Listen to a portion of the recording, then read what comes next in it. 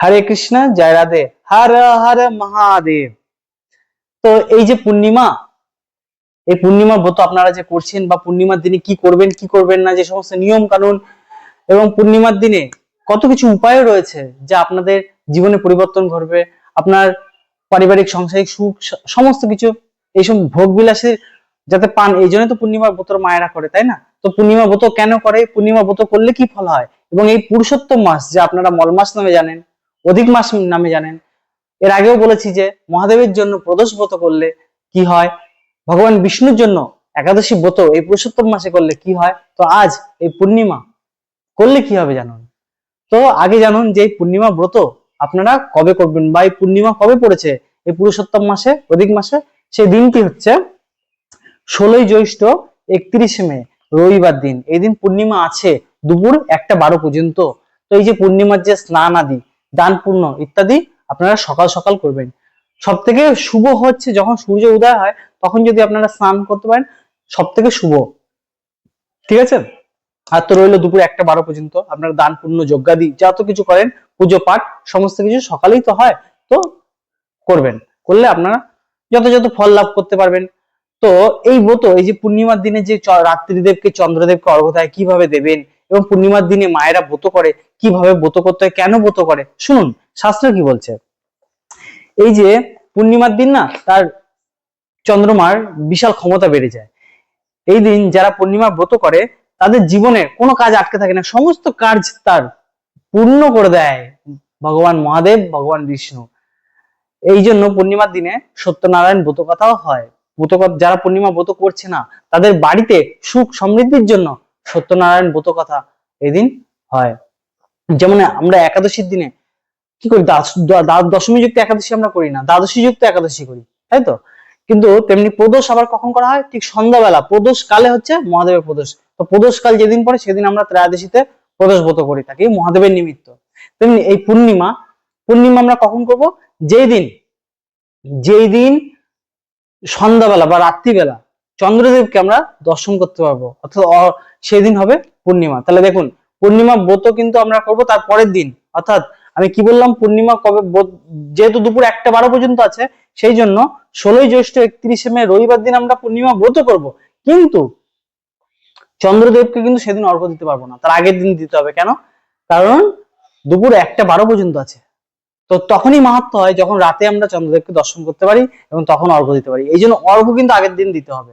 অর্ঘ্য দেবেন আপনারা কবে না, 15ই জ্যৈষ্ঠ 30শে মে শনিবার দিন রাতে আপনারা চন্দ্রদেবকে অর্ঘ্য দেবেন। এবং চন্দ্রদেবকে অর্ঘ্য দিলে কি হয় না, চন্দ্রদেবকে অর্ঘ্য দিলে, চন্দ্র হচ্ছে মনের কারক, মনে বসবাস করে। তো চন্দ্রদেবকে যদি অর্ঘ্য দেন তাহলে আপনার মন কন্ট্রোলে থাকবে, মন ছটপট এসব হবে না। বিশেষ করে বাচ্চাদেরকে, যারা খুব চঞ্চল, খুব ছটপটে, সে সমস্ত বাচ্চাদেরকে চন্দ্রদেবকে দিয়ে অর্ঘ্য দেওয়া করাবেন।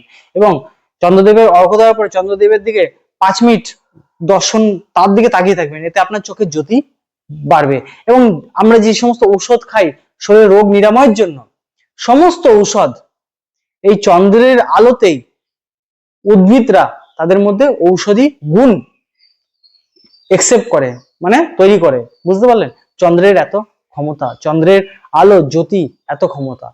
তো পূর্ণিমার দিনে, মানে এই দিন যেদিন আপনি অর্ঘ্য দিচ্ছেন, চন্দ্রের আলো আপনার শরীরে যত গায়ে লাগবে তত অমৃতের মতো আপনার শরীরে কাজ হবে। অমৃত কি করে? অমৃত মানুষকে কি করে, আরো দীর্ঘায়ু করে দেয়। সে অমৃত যে পান করে সে অমৃত হয়ে যায় না, তার কোনোদিন রোগ ব্যাধি ধরে? তেমনি চন্দ্রের আলো আপনার শরীরে যদি এদিন পড়ে, আপনার শরীরে কোষগুলো কি হবে, সবল হবে, সুস্থ হবে।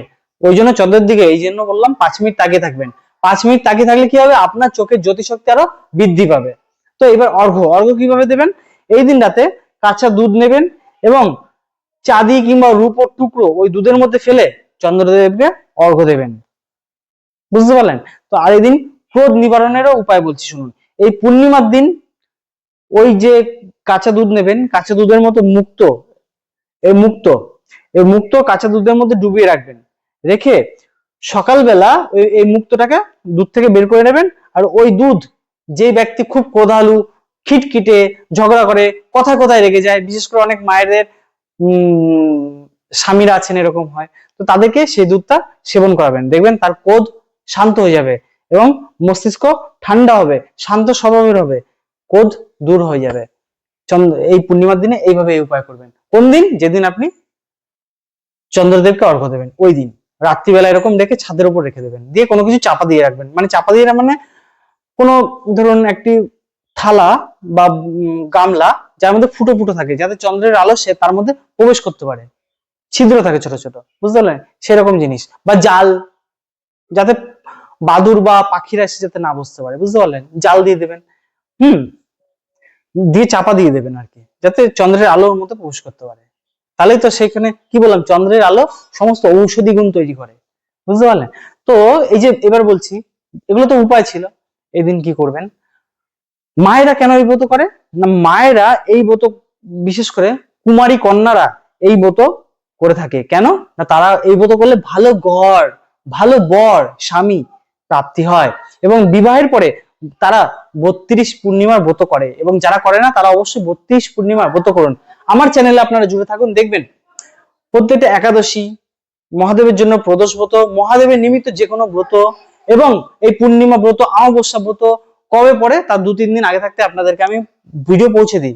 তো শুনুন, যদি আপনাদের দরকার হয়, মনে করেন না আমার জানার দরকার আছে, তাহলে চ্যানেলটির সঙ্গে জুড়ে থাকার জন্য চ্যানেলটিকে সাবস্ক্রাইব করে রাখবেন। যখন আমি এই ধরনের ভিডিও পোস্ট করবো আপনাদের কাছে নোটিফিকেশন পৌঁছে যাবে। তো এইবার বলছি, যারা এই বিয়ের পরে 32 পূর্ণিমা ব্রত করে, তার কি হয় জানেন তো? তার শীতের যে সিঁদুর হয়, সেই সিঁদুর অক্ষয় থাকে, অর্থাৎ সে যতদিন বেঁচে থাকবে ততদিন তার স্বামীর কোনো ক্ষতি হবে না। 32 পূর্ণিমার এত ক্ষমতা। এবং সন্তান প্রাপ্তি হয়, আর সৌভাগ্য লাভ দুই পাওয়া যায়, এবং গর্ভে তার কোনোদিন সন্তান সমাপ্ত হয় না। অনেকে দেখবেন, অনেক এরকম উদাহরণ আছে যে বাচ্চা হতে হতে মারা যাচ্ছে, গর্ভে সন্তান মারা যাচ্ছে, বাচ্চা হতে চাইছে না। তো এই রকম যে সমস্যা, এই চন্দ্রদেবের ব্রত করলে সমস্ত সমস্যা দূরীকরণ হয়ে যায়, তার সন্তান প্রাপ্তি ঘটায়। मंदार माला कुलताल काई कपाल माला अंकित शेखराई दिगंबराय च दिगंबराय नमः शिवाय च नमः शिवाय। এখানে মাতা পার্বতী মহাদেবের কপালে চন্দনের ফোঁটা দিয়ে দিচ্ছেন এই পূর্ণিমার দিনে। কেন না? বলছেন যে আপনারা যদি এই চন্দনের ফোঁটা পূর্ণিমার দিনে সকাল ভগবানকে অর্পণ করেন, তাতে ভগবান অত্যন্ত প্রসন্ন হয়। এই শ্লোকে সেটাই দিচ্ছে, যে মা মহাদেবকে দিচ্ছে, আপনারা যদি ভগবানকে দেন, বিষ্ণুকে দেন, মহাদেবকে দেন, তাহলে তারা অতি প্রসন্ন হয়। এটা একটা দানের মধ্যে পড়ে, নাকি আপনি ভগবানকে দান করছেন, কি চন্দন দান করছেন। চন্দন দান করলে আপনার জীবনে সুগন্ধিতে ভরে যাবে। এই দিন পূর্ণিমার দিনে দান পূর্ণ করার বিশাল মাহাত্ম্য রয়েছে। ভগবান শালিগ্রামকে তুলসী পত্র, মহাদেবকে বেলপত্র, এবং গঙ্গা স্নান বা যে কোনো নদ নদীতে স্নান, সূর্য অর্ঘ্যদান, এবং পূর্ণিমার দিনে রাত্রিবেলা চন্দ্রদেবকে অর্ঘ্যদান ইত্যাদি বিশেষ বিশেষ মাহাত্ম্য রয়েছে এই দিন। আর সন্ধ্যাবেলা অবশ্যই সত্যনারায়ণ পুজো যদি করতে পারেন তো খুবই ভালো হয়, যদি না করতে পারেন অন্তত বাড়িতে এই দিন সত্যনারায়ণজির ব্রত কথা আপনারা বই দেখে পড়বেন, বা মোবাইল চালিয়ে দেবেন যে সত্যনারায়ণের ব্রত কথা দিয়ে শ্রবণ করবেন। এতে আপনার পুরো পরিবারের বাস্তু দোষ নাশ হয়ে যায়। শুধুমাত্র এই একটা দিন করতে হয়, সেটা হচ্ছে এই পূর্ণিমার দিন। পূর্ণিমার দিন যে ব্যক্তি মৃত্যু হয় তারও খুব মঙ্গল, এবং যে ব্যক্তি জন্মায় তারও খুব মঙ্গল। পূর্ণিমা মানে এত উত্তম তিথি, এই দিনে যে কোনো শুভ কার্য সুসম্পন্ন হয়, শুভ হয়। তার বিবাহাদি বলুন, গৃহপ্রবেশ বলুন, গৃহ নির্মাণ বলুন, ওই যে কি বললাম, জন্ম হলেও পর্যন্ত শুভ, এবং কি মৃত্যু হলো তার শুভ। পূর্ণিমা এত শুভ দিন। আর বিশেষ করে ইহা পুরুষোত্তম মাস। পুরুষোত্তম মাসে কি বলছে? গঙ্গায়াম ইয়াদি কটি সূর্য গ্রহাদিকাম, অর্থাৎ আপনি কোটি বার সূর্য গ্রহণের পরে সূর্যদেবকে পুজো করলেও, 100 বার গঙ্গা স্নান করেও যে পুণ্য অর্জন হয় না, আপনি যদি এই পুরুষোত্তম মাসে পূর্ণিমা ব্রত করেন, পূর্ণিমার দিনে যা করেন, ব্রত করেন, দান করেন, পুজো পাঠ করেন, স্নান করেন, যা করবেন তা কি হবে? 1000 বার গঙ্গা স্নান এবং সূর্য গ্রহণ পরে যদি কেউ সূর্যদেবকে পুজো করে, দান করে, তার যে ফল হয় তার থেকেও বেশি ফল প্রদান করবে এই পুরুষোত্তম মাসে। পূর্ণিমার এত মাহাত্ম্য। তো আপনারা পূর্ণিমার ব্রত কবে করবেন, চন্দ্রদেবকে অর্ঘ্য কবে দেবেন, এবং পূর্ণিমার দিনে ব্রত কেন করে, আর এই ব্রত করলে কি ফল লাভ হয়, সমস্ত কিছু ছিল এই ভিডিওটিতে। তো যদি ভিডিওটি ভালো লাগে তো ভিডিওটিতে একটি লাইক আর সাবস্ক্রাইব করে দেবেন ভবিষ্যতে এই ধরনের ভিডিও পাওয়ার জন্য। আপনি সুস্থ থাকুন এবং আপনি আপনার পরিবারকে নিয়ে সুখে শান্তি সমৃদ্ধময় ভাবে বসবাস করুন। হরে কৃষ্ণ, জয় রাধে, হর হর মহাদেব।